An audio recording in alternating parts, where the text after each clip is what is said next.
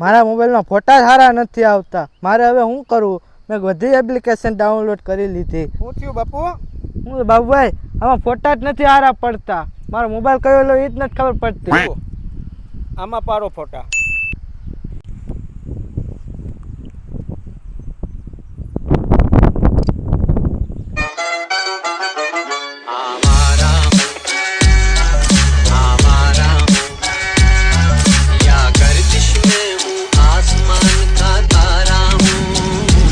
ઓહો બાબુભાઈ, આ તો એક નંબર ફોન છે.